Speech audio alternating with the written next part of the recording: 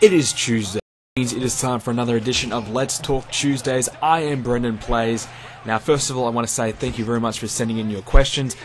Last week's edition, I had barely any questions to cover. This week, I couldn't cover them all. So, I've selected a few that I want to cover this week.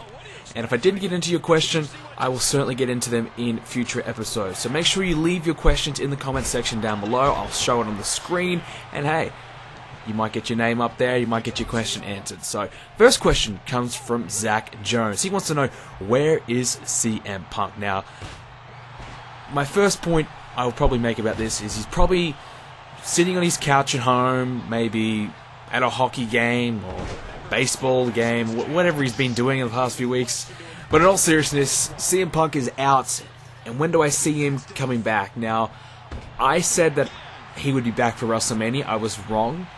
But I do believe he will be back. I do believe he'll come back. I just think it's a situation where he's burnt out. He just needs a break. And once he feels as though his body's healed up, once he feels as though he's got that urge to get back in the ring again, then we'll see CM Punk back in the WWE ring. I don't think it's going to take that long. I think before SummerSlam, at least. I think we'll see him back before his contract expires.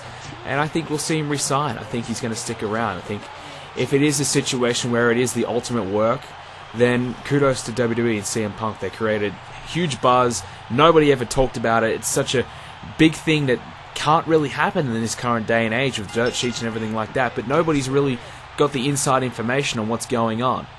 So it's a situation where if it is a work, the WWE and CM Punk have pulled off probably the biggest work in the modern era.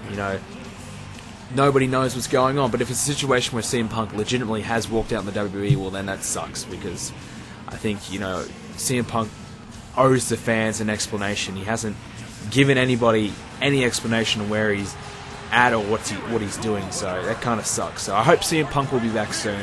I predict that he will be before SummerSlam, at least. Now, this next question comes from two different people because they're asking pretty much the same thing.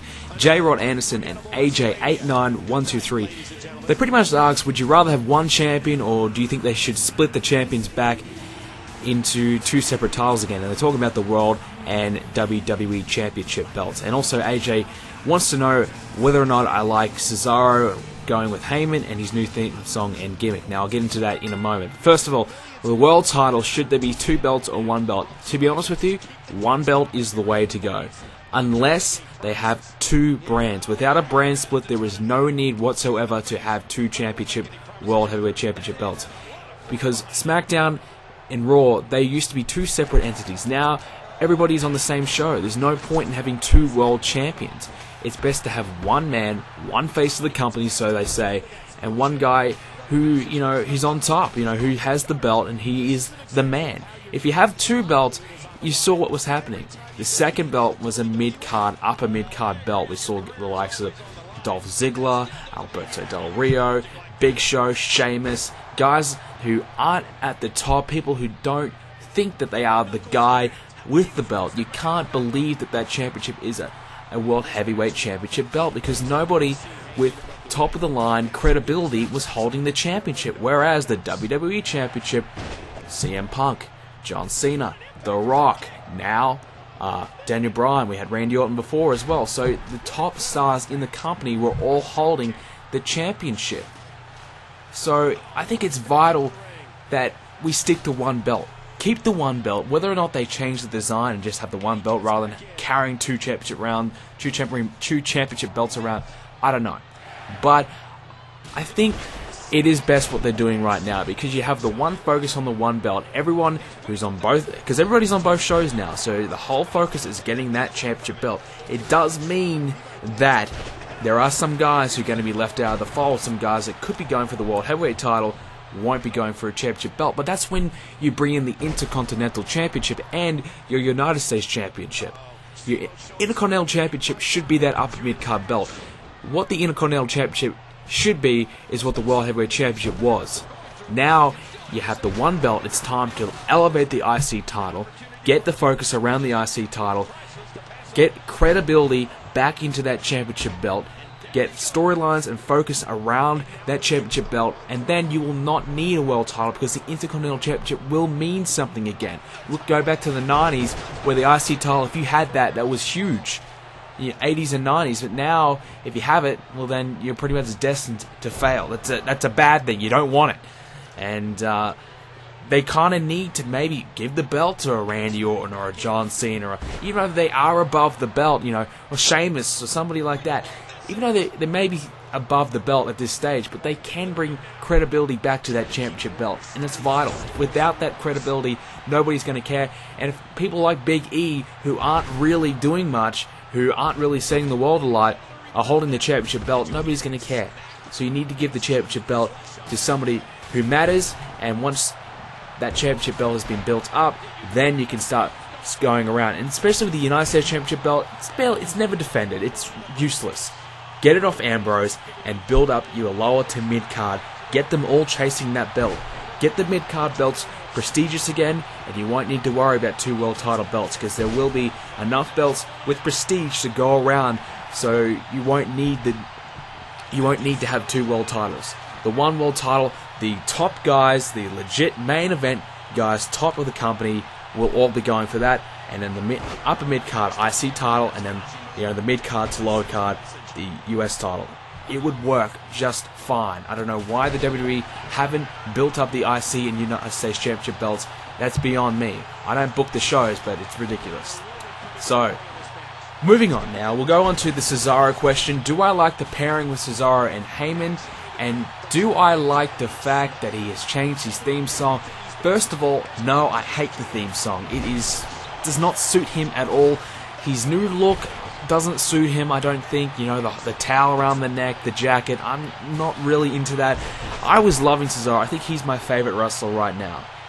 But this whole Paul Heyman situation is not really working for me. I'm not buying into it. I'm not enjoying it as much as I thought I was going to. When I first saw them pairing up, I thought, oh my god, yes, Cesaro is going to be the man. But it hasn't been the case. It's a situation where I think Paul Heyman is maybe holding down Cesaro a little bit. I mean, Paul Heyman, most of the time when he comes out, his focus is around Brock Lesnar. Yes, he beat the streak, that's such a huge thing, but you got Cesaro right next to you. Talk about him. Make the focus about him. Elevate him.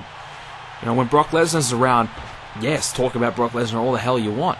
But when Cesaro is there, you gotta promote him. You gotta get people talking about Cesaro, not Brock Lesnar, not about a guy who's not even there for the next 3 months.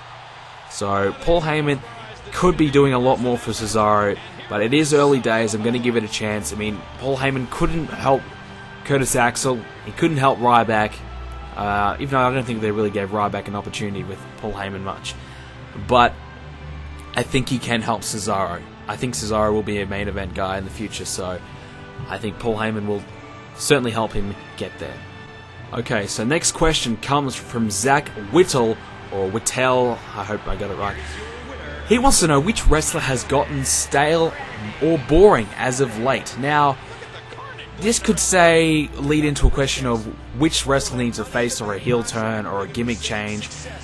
The one man that sticks in my mind is Sheamus. Sheamus, God, he needs a heel turn so desperately. His character is terrible, he's boring, it's the same thing for the past couple of years now.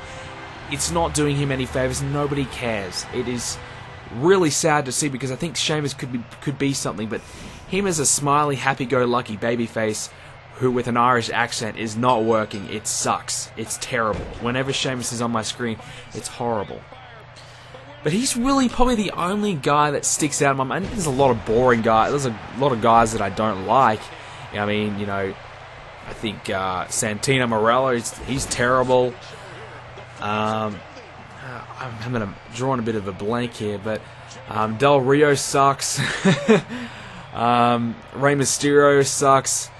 Definitely Rey Mysterio and Rob Van Dam, which are two of the older guys. They're doing the same thing. I mean, it's a situation where we've seen it all. What more can they do with it? Nothing, really. And they kind of need to change it up or go away. And it's sad to say, because I do like Rob Van Dam, but what's he been doing differently? Nothing. It's the same thing as 2001. So it's a situation where they are the older guys, they've been around forever, and they just haven't changed their gimmick, and they can't really turn Mysterio or RVD heel because no one's, who's going to buy them as being heels? We want to cheer them. Their movesets, the way they interact with the crowd just doesn't scream heel. They can't turn heel, so really, it's a situation where they're just going to have to either change the gimmick up, which is really shouldn't be the way to go at that level of their career, their stage of career. So we're just going to have to put up with the boring old Mysterio and RVD. But definitely Sheamus needs to turn heel. I think that's one thing that will probably happen very soon. But a lot of guys on the roster just need an opportunity, and then we can see the best out of their gimmick, out of their characters, before we can really judge them. A lot of guys don't get their opportunities. So, but the guys that do, like Sheamus, like Cena, he's another one. Cena's the same shit every single week. But you guys know the deal with that. I'm not going to go on about Cena. We see them all the time doing the same thing. It's just time for a spice up of their characters in some different way. Whatever they can do, it's up to creative. But they're not going to turn Cena heel or anything like that. So they're not going to do anything drastic. But just some minor changes that could certainly go a long way into certainly making them more entertaining.